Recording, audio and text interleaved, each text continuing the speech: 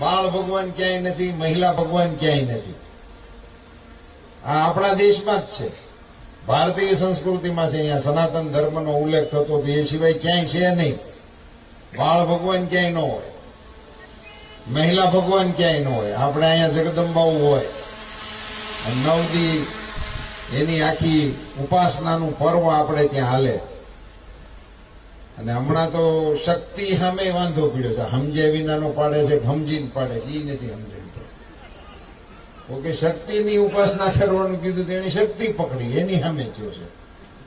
એટલે એવું બધું હાલ્યા રાખે આ દેશમાં. આ દેશ એવાના ભરોસે છે નહીં, વિરોધ કરનારાઓના ભરોસે છે નહીં. આ દેશમાં કે દિવસે રાવણે હરણ કર્યું તેની તારીખ નથી રામાયણમાં. કથાથી આપણે જાણી છીએ સીતાનું હરણ કર્યું હતું.